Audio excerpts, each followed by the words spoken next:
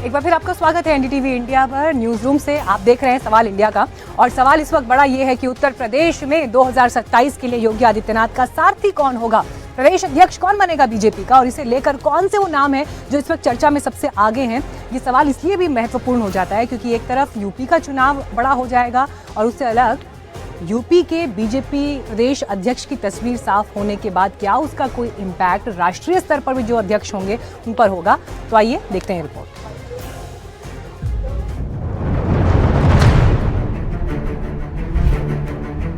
UP BJP के 84 जिला अध्यक्षों के चुनाव के बाद अब प्रदेश अध्यक्ष के चुनाव की प्रक्रिया चल रही है। इसको लेकर बैठकों का दौर जारी है। सूत्र बता रहे हैं कि अगले कुछ ही दिनों में यूपी बीजेपी को नया अध्यक्ष मिल सकता है।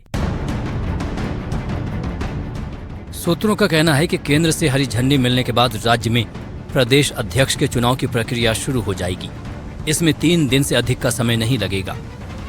यूपी में बीजेपी के अध्यक्ष का चुनाव करीब 1 साल से लंबित है। बीजेपी ने इसमें इतना समय इसलिए भी लगा दिया क्योंकि पार्टी को 2026 में होने वाले पंचायत चुनाव और 2027 में होने वाले विधानसभा चुनाव के लिए जातीय और क्षेत्रीय समीकरणों को साधना है।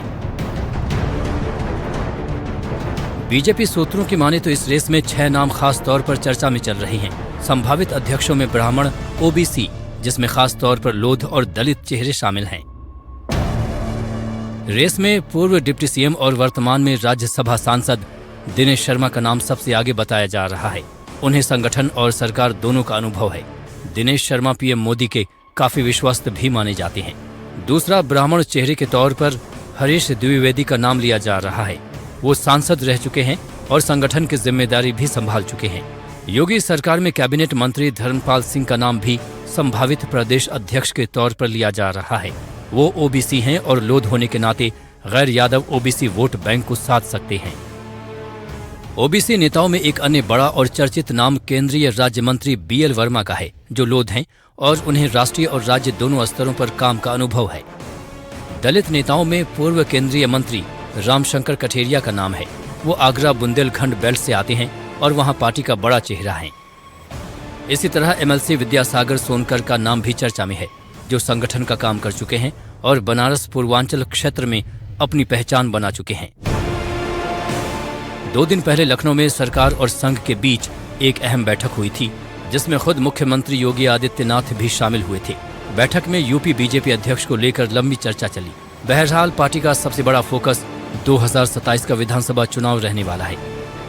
इसी को ध्यान में रखकर पार्टी कोई भी फैसला करेगी। 2024 के लोकसभा चुनाव में बीजेपी को यूपी में बहुत बड़ा डेंट लगा था। ऐसे में बीजेपी की कोशिश ऐसे नेता को प्रदेश अध्यक्ष बनाने की होगी जिससे सभी वर्गों में एक अच्छा संदेश जाए। Bureau report, NDTV India. तो ये रिपोर्ट आपने देखी कि उत्तर प्रदेश में बीजेपी का प्रदेश अध्यक्ष कौन सा हो सकता है और उस रेस में कौन से नाम आगे हैं। लेकिन अब आपको एक रिपोर्ट दिखाते हैं प्रवक्ताओं के लिए। आप सोचिए, टैलेंट हंट आपने टेलीविजन पर देखे होंगे, जहां पर म्यूजिक से जुड़े हुए शोज हैं, डांसिंग से जुड़े हुए शोज हैं, अलग अलग टैलेंट के लिए। लेकिन प्रवक्ताओं को भी क्या टैलेंट हंट के जरिए चुना जा सकता है? कांग्रेस पार्टी में हो रहा है, देखिए।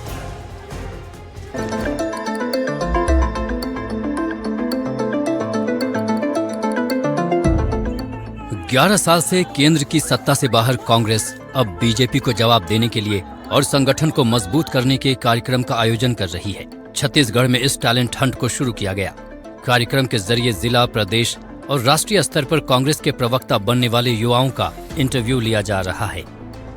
देखिए, अखिल भारतीय कांग्रेस कमेटी के द्वारा पूरे देश में नेशनल टैलेंट हंट कार्यक्रम चलाया जा रहा है। उसके तहत पूरे देश में कांग्रेस के विचारधारा से जुड़े हुए लोग, कांग्रेस पार्टी से जुड़े हुए लोग, वो बुद्धिजीवी वर्ग जो कांग्रेस की विचारधारा से जुड़कर जनता की आवाज बन सकते हैं, और भी जो गैर कांग्रेसी लोग हैं, जो कांग्रेस पार्टी के सदस्य नहीं है लेकिन कांग्रेस की विचारधारा पर विश्वास करते हैं, ऐसे लोगों को इस टैलेंट हंट माध्यम से एक प्लेटफॉर्म दिया जा रहा है। कांग्रेस के मुताबिक इस टैलेंट हंट के जरिए युवा को आगे लाना है। इसके लिए टैलेंट हंट के लिए आवेदन प्रक्रिया ऑनलाइन की गई।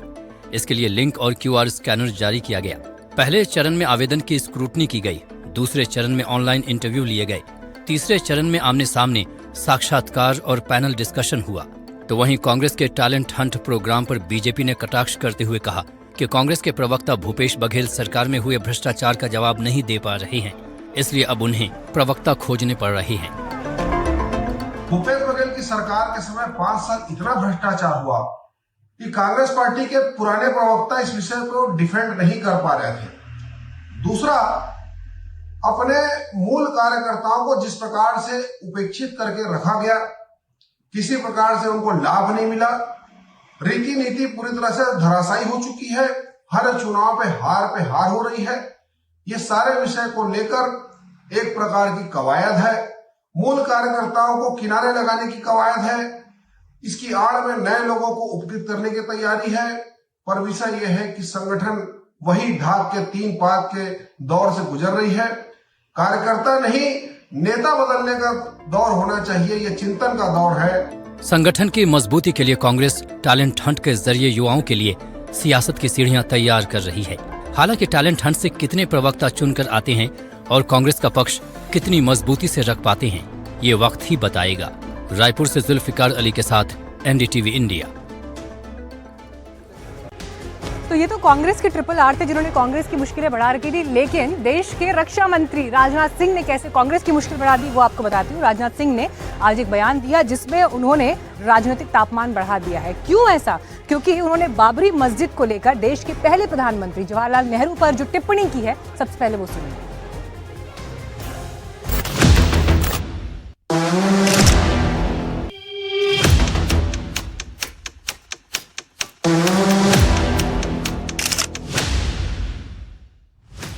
बाबरी मस्जिद का मैटर, राजनाथ लाए नेहरू चैप्टर। जब पंडित जवाहरलाल नेहरू बाबरी मस्जिद के मुद्दे पर सरकारी खजाने से पैसा खर्च करने की बात जब उन्होंने छोड़ी, उसका भी विरोध यदि किसी ने किया था तो गुजराती मां की कोख से पैदा हुए सरदार वल्लभ भाई पटेल ने किया। राजनाथ का नेहरू पर बयान, कांग्रेस ने छेड़ा संग्राम। केंद्रीय मंत्री किस प्रकार से और कहां से इस प्रकार की बात कर रहे हैं, कोई उनके पास दस्तावेज हो तो दिखा दें। बाबरी की लड़ाई लौटकर नेहरू पर आई। इतना उम्र हो गई, अभी झूठ बोलना क्यों स्टार्ट कर रहे हैं? ये बड़ा गलत है, सरासर ये अनएक्सेप्टेबल नहीं है। रक्षा मंत्री राजनाथ सिंह ने आज बाबरी विवाद में नेहरू अध्याय की आधिकारिक एंट्री करा दी है।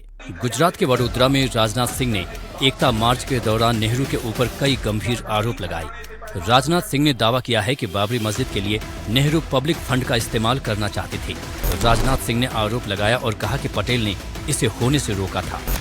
जब पंडित जवाहरलाल नेहरू बाबरी मस्जिद के मुद्दे पर सरकारी खजाने से पैसा खर्च करने की बात जब उन्होंने छेड़ी थी, सरकारी खजाने से पैसा खर्च करके बाबरी मस्जिद बनवाई जानी चाहिए, उसका भी विरोध यदि किसी ने किया था तो गुजराती मां की कोख से पैदा हुए सरदार वल्लभ भाई पटेल ने ही किया था मेरे घर। और उस समय सरकारी पैसे से उन्होंने बाबरी मस्जिद नहीं बनने दिया। बाबरी के अलावा राजनाथ सिंह ने सोमनाथ मंदिर का भी जिक्र किया और कहा कि सरदार पटेल ने नेहरू के प्लान को कामयाब नहीं होने दिया। भव्य राम का मंदिर बनकर तैयार हुआ है। मैं आपको बताना चाहता हूं, सरकार के खजाने से एक पैसा खर्च नहीं हुआ है। सारा खर्च यदि किसी ने दिया है तो देश की जनता ने दिया। यही पंथ निरपेक्षता, यही सेक्युलरिज्म की सच्ची परिभाषा है और सरदार पटेल ने इसे व्यवहार में अपने करके दिखाया है। राजनाथ सिंह के इस बयान पर कांग्रेस ने जमकर पलटवार किया है। कांग्रेस सांसद इमरान मसूद ने कहा है कि राजनाथ सिंह झूठा नैरेटिव बना रहे हैं। साथ ही मसूद ने कहा है कि राजनाथ सिंह के पास उनके दावे से जुड़े कोई दस्तावेज हैं क्या। सरदार वल्लभ भाई पटेल ने एक चिट्ठी लिखी थी, जिस चिट्ठी के अंदर उन्होंने आरएसएस को बैन किया था और घृणा और सांप्रदायिकता की राजनीति को जिम्मेदार मानते हुए उनके ऊपर बैन लगाया था। तो सरदार पटेल की वो चिट्ठी तो है।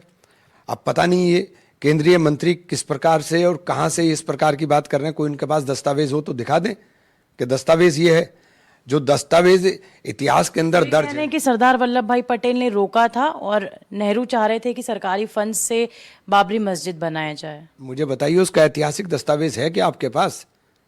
आपके पास कोई ऐतिहासिक दस्तावेज हो तो बता दीजिए। आप झूठा नैरेटिव क्यों बना रहे हैं?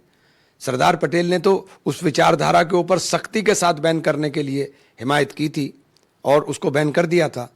और सरदार पटेल जिंदा रहते तो इनका इलाज भी कर गया। नेहरू जी तो बहुत बड़े दिल के थे, वो तो सबको क्या चाहते थे कि अब देश आज़ाद हो गया तो सब लोग साथ चलें। श्यामा प्रसाद मुखर्जी जी को भी शामिल कर लिया था।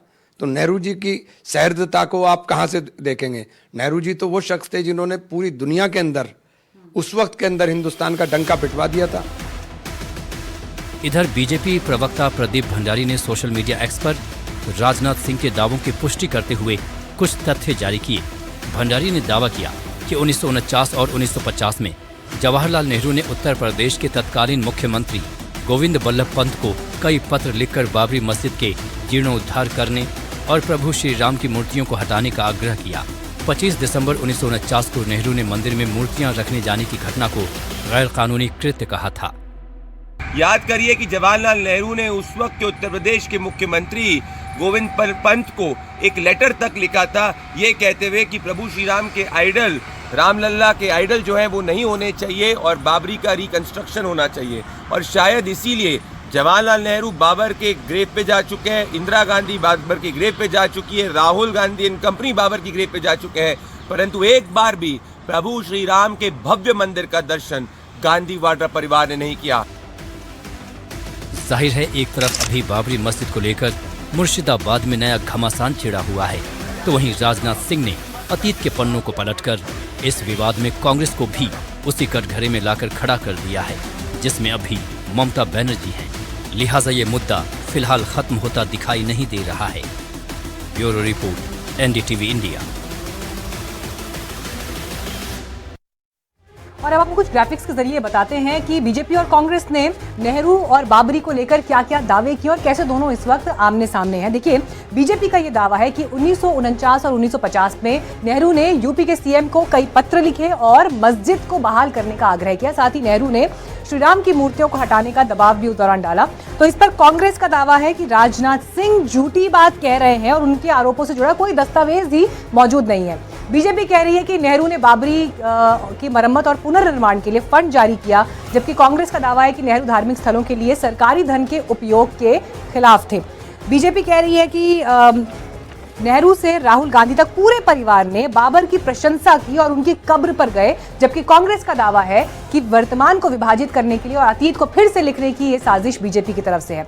बीजेपी कह रही है कि राहुल गांधी और सोनिया गांधी अब तक अयोध्या में बने प्रभु श्री राम के मंदिर के दर्शन के लिए नहीं गए, जबकि कांग्रेस ने कहा कि ध्रुवीकरण के लिए हमारे संस्थापकों के अपमान के लिए कहानियां गढ़ी गई हैं। अब देखिए, सवाल ये है कि साल 2025 चल रहा है, ये खत्म होने को आया है। देश की जिन प्राथमिकताओं पर बात होनी चाहिए उनके बजाय आपको वर्तमान में जो मुद्दे राजनीतिक दलों के डिस्कोर्स में हावी दिखाई देते हैं, उनका आपसे कितना वास्ता है,